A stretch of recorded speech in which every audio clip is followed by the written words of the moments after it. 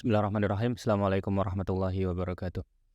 Alhamdulillahirabbil alamin wa bihi nasta'in wa ala umurid dunya waddin. Wassalatu wassalamu ala asyrafil anbiya'i wal mursalin sayyidina Muhammadin wa ala alihi wa sahbihi wa man sara ala nahji ila yaumiddin. Amma ba'd.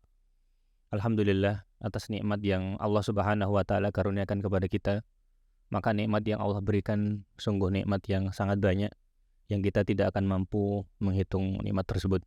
Semoga Allah memberikan taufik kepada kita agar kita menjadi hambanya yang bersyukur kepada Allah Subhanahu wa ta'ala.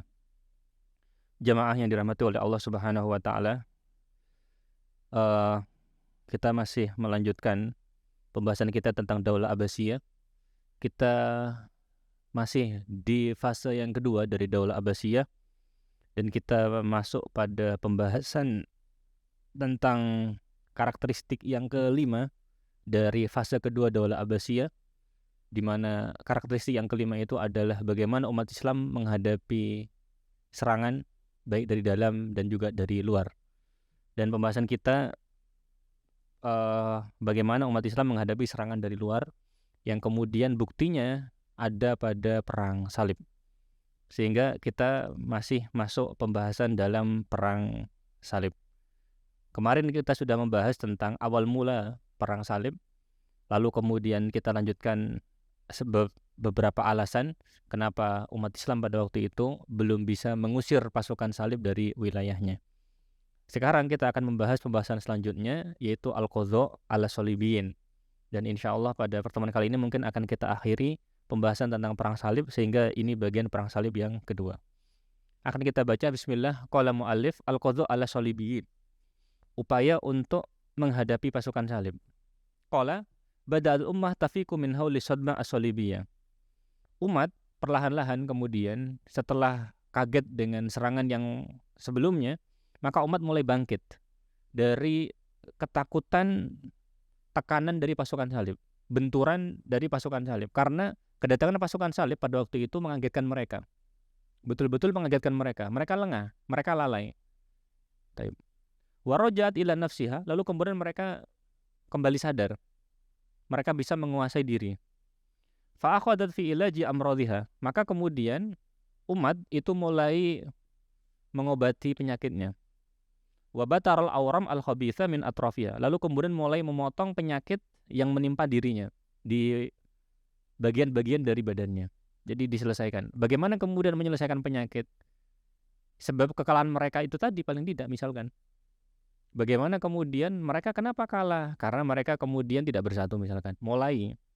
Kenapa kemudian mereka kalah? Mereka kemudian kurang semangat jihadnya, misalkan. Ditingkatkan. Wal qadha 'alal asbab allati adat ila azaimiha amama shalibiyin. Lalu kemudian berusaha menghadapi sebab-sebab kenapa mereka kalah. Kenapa mereka kalah menghadapi pasukan salib. Wa fil waqti nafsihi bada'at jihadan butuliyan fi muwajahati shalibiyin. Pada waktu yang bersamaan kemudian mulai muncul upaya jihad yang menunjukkan kepahlawanan kaum muslimin dalam menghadapi pasukan salib. Wa najaha hadzal jihad fil qadha'i 'ala mu'dhamil wujud as-salibi fi biladi Syam wa ardil jazirah. Dan upaya jihad yang penuh dengan kepahlawanan ini mereka berhasil untuk mengusir, untuk menghadapi mayoritas dari keberadaan pasukan salib yang berada di Syam dan juga yang berada di negeri Mesopotamia. Yang ada di Syam dan juga yang negeri Mesopotamia. Sebagaimana kita sampaikan bahwa Mesopotamia itu adalah wilayah yang terletak di antara sungai Eufrat dan sungai Tigris. Sehingga disebut Mesopotamia. Qala idza tamakkana al-batal al-muslim Imaduddin Zanki atabik Mausil. Di mana kemudian salah satu bukti dari keberhasilan tersebut adalah berhasilnya Imaduddin Zanki. Di mana Imaduddin Zanki itu adalah Atabek Mausil.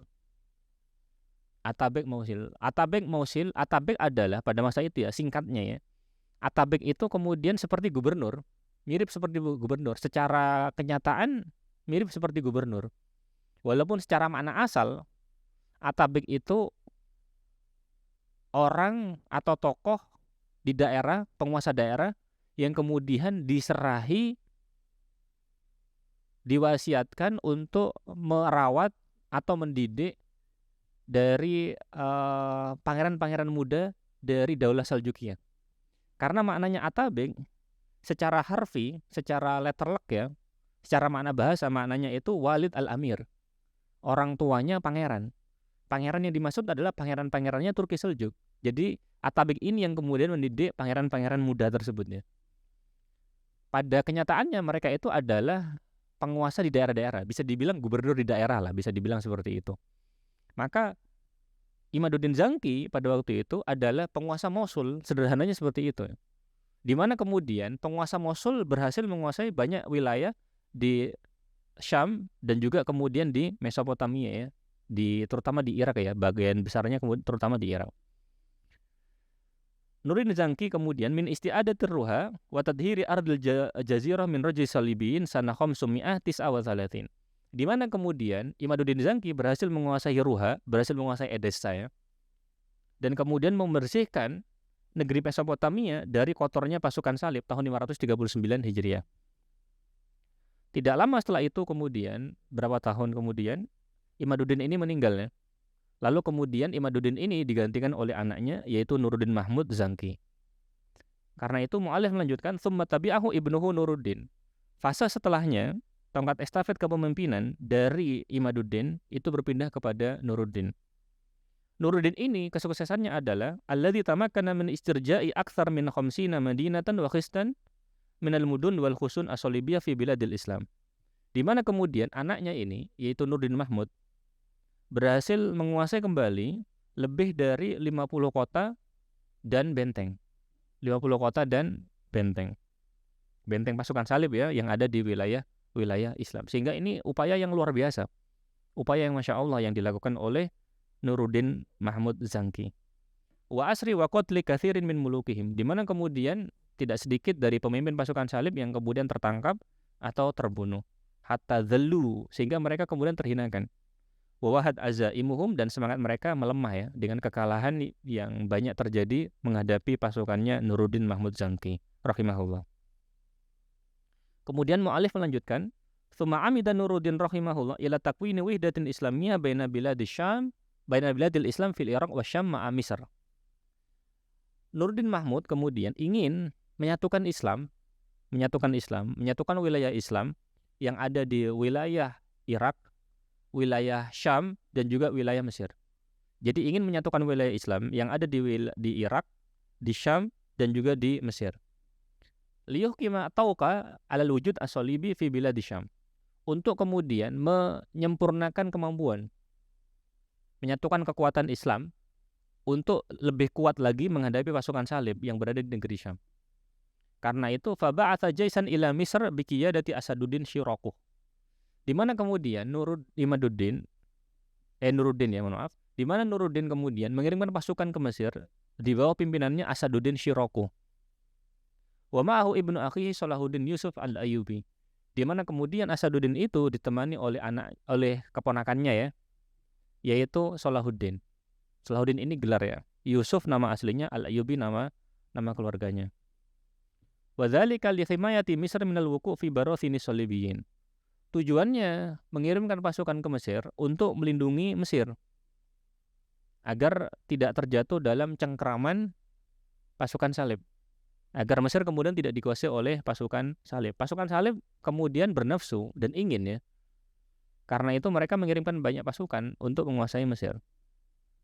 Kemudian juga Syirakuh ini dikirim oleh Imaduddin wali istinqadhiha min ad-daulatil Ubaidiyah al-Batiniyah, untuk menyelamatkan dari daulah Ubaidiyah al-Batiniyah. Wa bidzalika tatimmu tilkal wihda al-islamiyah al-manshudah. Kalau kemudian Mesir berhasil dikuasai, maka persatuan Islam yang diharapkan itu kemudian akan segera terwujud ya. Dan itu nanti yang kemudian terjadi. Apakah kemudian Asaduddin Syirakuh ketika itu yang jadi pimpinan di Mesir kemudian langsung menjadi raja? Tidak seperti itu keadaannya. Pada waktu itu Daulah Ubaidiyah pada masa-masa akhir kekuasaannya, di mana secara umum tipikalnya Daulah Ubaidiyah itu sudah lemah situasinya. Di mana yang biasanya kuat itu justru adalah wazirnya, justru Perdana Menterinya. Taib. Ketika kemudian Asaduddin Syirakuh berhasil menguasai Mesir, maka praktis dia diangkat sebagai wazir, bukan sebagai raja ya. Meskipun kemudian posisi wazir ini sangat kuat di Mesir pada waktu itu. Taib. Kemudian tufi Asaduddin Syiraku ba'da an najaha fi himayatil Misr min al-ghuzwi as-salibi.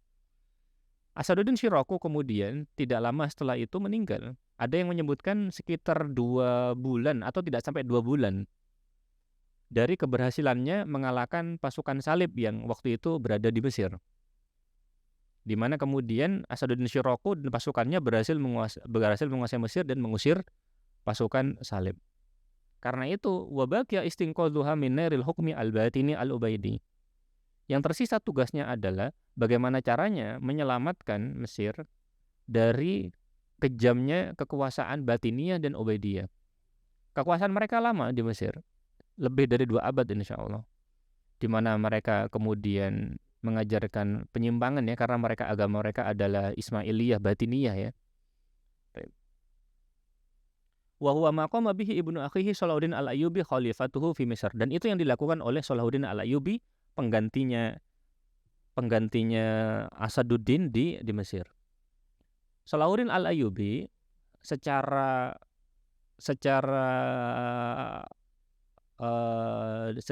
de jure, secara kekuasaan, secara struktural, dia adalah anak buahnya Nuruddin yang pada waktu itu berkuasa di Syam. Dan Salahuddin berarti secara tidak langsung adalah bawahannya Nuruddin, menjadi seperti gubernurnya di Mesir ya, situasinya seperti itu. Tetapi di sisi lain pada waktu itu kita tahu bahwa Daulah Ubaidiyah pada waktu itu masih berdiri. Daulah Ubaidiyah pada waktu itu kemudian masih berdiri.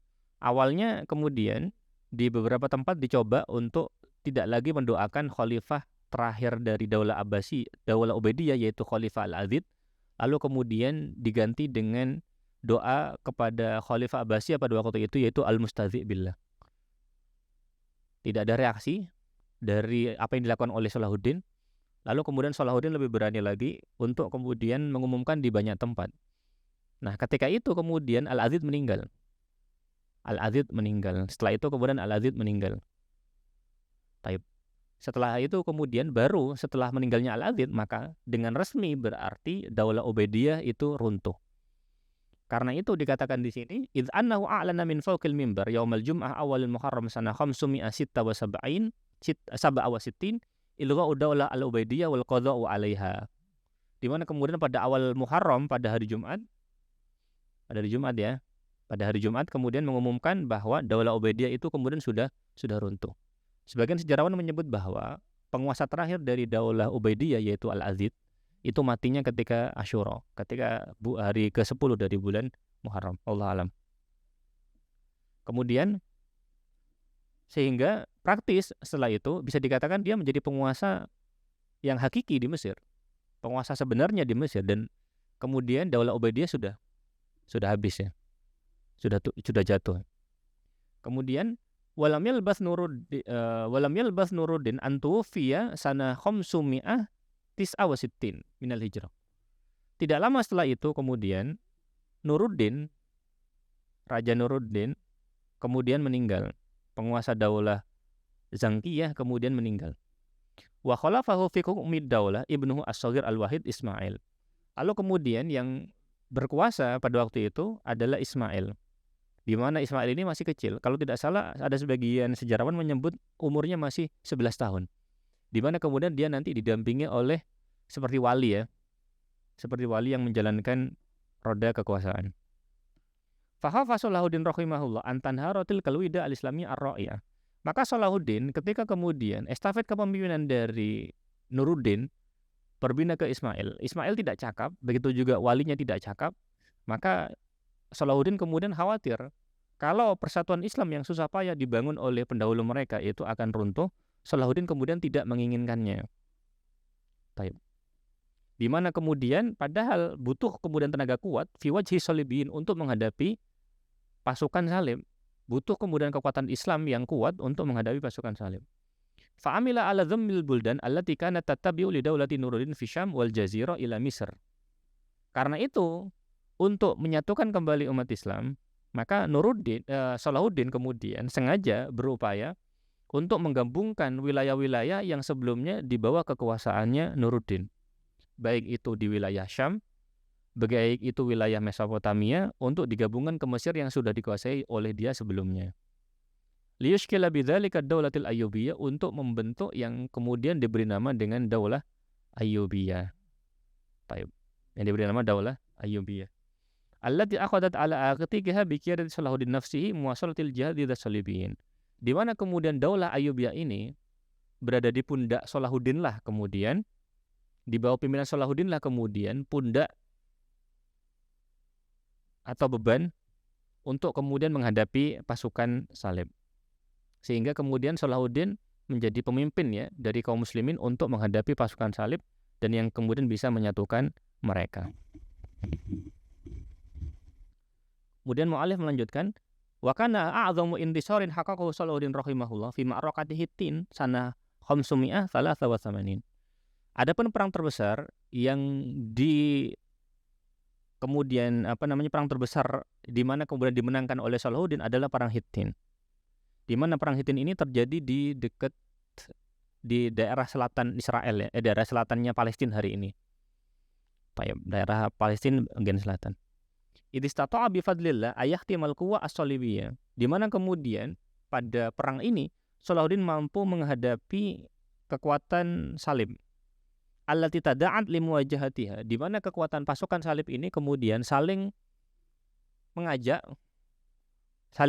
untuk menghadapi Salahuddin. Saling menyeru untuk kemudian mengalahkan Salahuddin.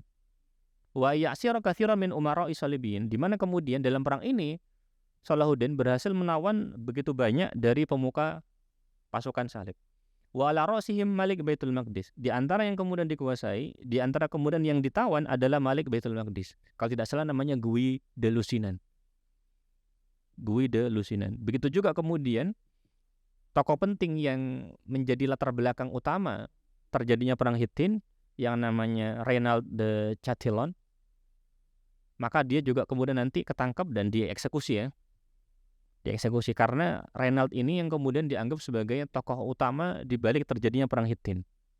Karena sebagian sejarawan menyebut bahwa perang Hittin terjadi ketika sebelumnya ada perjanjian damai di mana orang Islam dan orang kafir boleh lewat di daerah sekitaran jalan dari Yordan menuju ke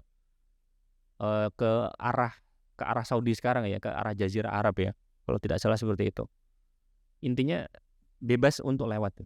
Ketika itu kemudian satu kafilahnya umat Islam lewat, tapi kemudian ditangkap. Kalau tidak salah di situ ada familinya Salahuddin atau adiknya Salahuddin, saya lupa. Lalu kemudian Salahuddin meminta untuk dibebaskan sesuai dengan kesepakatan yang sudah ada, tapi mereka nggak mau. Salahuddin kemudian marah, akhirnya kemudian mengumumkan perang ketika diminta untuk membebaskan tidak mau. Dan ini menjadi sebab mula dari terjadinya perang Hittin. Baik. Maka kemudian nanti Reynald ini dieksekusi oleh pasukannya Salahuddin. Tetapi kemudian yang lain seperti Guy de Lusignan ya dimaafkan ya. Karena itu dalam yang kita baca bahwa setelah perang Hittin itu kemudian banyak tokoh-tokoh itu dibebaskan. Yang tidak dibebaskan itu para kesatria ya. Di mana para kesatria itu bisa dibilang menjadi kekuatan penting ya, tulang punggung dari pasukan salib. Baru kemudian mereka biasanya dieksekusi. Jadi Salahuddin itu kemudian tidak sembarangan ya mengeksekusi, tapi Salahuddin itu sangat pemaaf ya. Baik. Kemudian watammalahu ba'datil ma'raka isti'adatu Baitul Maqdis wa tadhiru min ruj'i ubadis salib.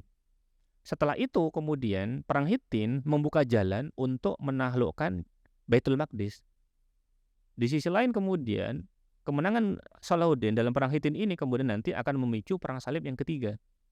Dan kemudian juga di sisi lain kemenangan Salahuddin dalam perang Hittin ini kemudian menjadikan Salahuddin mampu untuk menguasai lebih banyak lagi wilayah yang sebelumnya dikuasai oleh pasukan salib.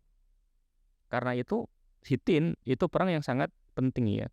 Terutama setelahnya kemudian Baitul Maqdis dikuasai oleh kaum muslimin. Baik. Karena itu ketika dikuasai maka walillahil hamdu wal minnah. Dan Salahuddin itu sangat pemaaf. Karena itu Salahuddin ketika berhasil menguasai Al-Quds, maka perlakuannya berbanding terbalik dengan perlakuannya pasukan salib ketika masuk Al-Quds. Pasukan salib ketika masuk Al-Quds, mereka membantai penduduknya. Diperkirakan 60.000 orang kemudian terbunuh dalam peristiwa tersebut. Bahkan kemudian ada sejarawan yang entah ini benar atau tidak, sebagian menyebut bahwa darah di beberapa tempat dalam perang tersebut itu sampai ke betis saking banyaknya. Sebagian orang, kaum muslimin kemudian berusaha berlindung di Baitul Maqdis, di Masjidil Aqsa, agar kemudian tidak dikejar. Tapi kemudian dieksekusi juga. Sehingga dimanapun tempat kemudian banyak terjadi pembantaian. Di mana hal tersebut berbanding terbalik dengan apa yang dilakukan Salahuddin. Salahuddin kemudian pemaaf. Yang dibunuh oleh Salahuddin itu biasanya para kesatria. Adapun kemudian pasukan-pasukan biasa, maka perlakuannya dibedakan. Tidak sedikit atau mungkin banyak bahkan yang kemudian dibebaskan. Intinya perlakuannya beda. Begitu juga Salahuddin kemudian membuka jalan bagi orang-orang untuk membebaskan dirinya. Jadi ada syaratnya, laki-laki sekian, wanita dewasa sekian, anak-anak sekian, itu ada hitungannya. Dan itu menunjukkan kemurahan hati Salahuddin. Hanya syaratnya bahwa mereka kemudian ketika keluar dan membebaskan diri, membayar tebusan, maka mereka tidak boleh membawa apa-apa, kecuali apa yang melekat di badannya saja. Nah, kebijakan ini yang kemudian menjadikan sebagian sejarawan mencela Salahuddin, menyatakan ketidaksetujuannya terhadap Salahuddin. Karena lepasnya mereka, mereka yang menebus dirinya kemudian, tidak sedikit di antara mereka nanti menjadi tulang punggung kekuatan baru pasukan salib yang kemudian mereka berpindah ke pesisir Syam. Tidak lagi menjadikan Al-Quds sebagai pusatnya, tetapi kemudian minggir ke pesisir dari Syam. Sehingga kemenangan Salahuddin di Al-Quds itu menjadi kabar gembira yang luar biasa bagi umat Islam ya. Kabar gembira yang luar biasa bagi umat Islam. Baik, kita lanjutkan. Wa Salahuddin rahimahullah jihadahu hatta tamakkana min isti'adati jami'il buldan asyamiyah. Salahuddin kemudian tidak berhenti untuk berjihad, melanjutkan jihad ini tadi. Sehingga semua wilayah Syam itu kemudian secara umum sudah dikuasai. Walam yaqa fi yadi salibiyin hunaka siwa syarid sakhili yamtaddu min uqa ila sur. Di mana kemudian yang berada di tangannya pasukan salib tinggal wilayah yang kecil, tinggal garis begitu saja yang memandang dari wilayah Akko ke wilayah Tire. Sampai ke wilayah Tire. Saya lupa pusatnya, apakah di Akko atau kemudian di Tire ya. Dan Akko berarti sekarang dikuasai oleh negara Yahudi. Kalau Tire, saya tidak tahu ya bacanya yang benar ya. Tulisannya Tyre, Tire. Sekarang wilayahnya berada di wilayah Libanon. Dalam bahasa Arab dibacanya Sur dengan sod ya, sod wawu ro. Kalau dalam bahasa selain Arab kemudian sering ditulis dengan huruf T, Y, R dan E. Sehingga dengan hal ini praktis kekuatannya pasukan salib terkonsentrasi pada wilayah kecil saja. Baik. Kita lanjutkan. Wa bihadza tamakkanal muslimuna fi hadzal asr min taklisil wujudis salibi. Sehingga pada fase ini kemudian pasukan Islam berhasil kemudian menyusutkan keberadaan pasukan salib. Wal qadhu ala qatrihi nihaiyan, lalu kemudian nanti belakangan berhasil menguasai kembali, berhasil betul-betul menguasai, berhasil kemudian mengusir total orang salib, pasukan salib dari wilayah Islam. Walam ya'ud lahum siwa syaradhim qalila. Tidak tersisa kecuali kemudian syaradhim qalila. Ya segerombolan kecil lah. Segerombolan kecil nanti yang belakangan. Qamal mamalik ba'dal ayyubiyin bil qada'i 'alaiha sanah 690. Di mana kemudian terakhir berhasil menguasai kalau nggak salah berhasil menguasai Akko kalau nggak salah ya.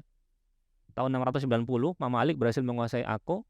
Ketika itu Akko ini kalau tidak salah, saya lupa apakah Akko atau Tire ya. Mungkin Akko. Ketika itu pokoknya kota ini menjadi kota terakhir mereka, kota terakhir pertahanan mereka. Ketika kota ini jatuh, ya sudah, bisa dibilang keberadaan mereka kemudian hilang dari wilayah Syam, di mana mereka kemudian pindah ke Rhodes insyaallah. Pindah ke Pulau Rhodes, sekarang masuk wilayah Yunani insyaallah. Qala istaghraqatil hurub as-salibiyah muddatan qarnaini minaz zaman. Jadi perang salib itu berlangsung selama 2 abad. 200-an lebih ya, mungkin sekitar 2,5 abad. Walakin tulal mudda lam yadfa'il ummah ilal ya'as. panjangnya perang tidak menjadikan umat Islam itu kemudian putus asa. Watarokal jihad, watarkil jihad, tidak putus asa dan juga tidak meninggalkan jihad. Wa inna mazallatil ummah tuqari'ul ghazwa bin nafsil qawi. Di mana kemudian umat Islam terus senantiasa mengayunkan senjata, mengayunkan pedang untuk berperang dengan jiwa yang kuat. Zatihi, zatnya, wa tusaylimul ajyal minhum ar-raya lil ajyal hatta adinallahu bizawal udwan wa jali akhiri ghazwin solibi an ardil Islam. Di mana kemudian semangat jihad ini diwarisin dari satu generasi ke generasi yang lain, estafet ini diwaris dari satu generasi ke generasi yang lain, sehingga Allah Subhanahu wa taala mengizinkan umat Islam untuk kemudian hilang serangannya pasukan salib itu hilang. Hingga kemudian terusir orang salib yang menyerang wilayah Islam. Nah, pasukan perang salib ini kemudian signifikansinya adalah bahwa perang salib ini nanti memicu kemudian perang salib jilid baru. Perang salib ini perang secara fisik. Salah satu dari pemuka pasukan salib pada masanya, saya lupa, pasukan perang salib yang ke-6 atau perang salib yang ke-7, yaitu Louis ke-9. Louis ke-9 ini kemudian memimpin pasukan salib untuk melawan kaum muslimin di Mesir. Namun kemudian dia tertangkap di kota Mansura. Lalu kemudian dia ditawan.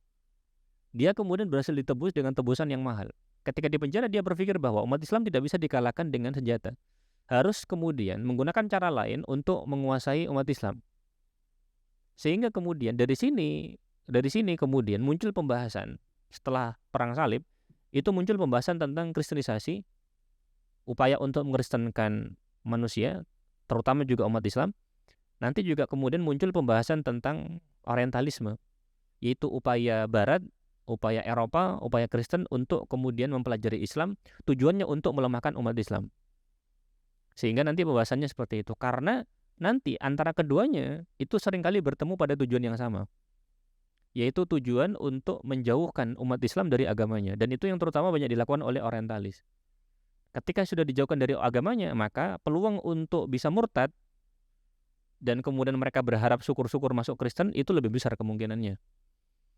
Sehingga kemudian pembahasan setelah selesai perang salib kemudian memunculkan nanti pembahasan lain, yaitu tentang kristenisasi dan juga kemudian tentang orientalisme. Yang pasti bahwa perang salib bagi orang kafir, bagi orang Kristen lebih banyak manfaatnya daripada kemudian manfaat yang diambil oleh umat Islam. Orang Eropa ketika kemudian mereka datang ke wilayah Islam, mereka itu kemudian seperti terkejut, terkagum-kagum dengan kemajuan yang ada di timur, di mana hal itu tidak ada pada mereka.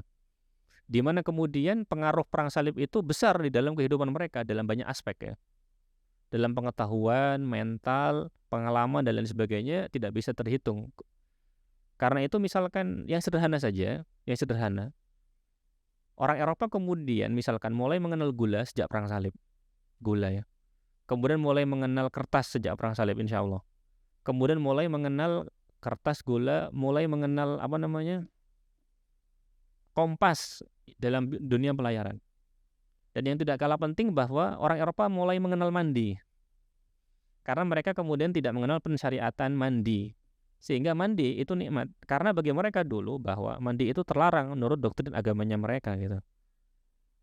Karena itu kemudian mereka di sisi lain kemudian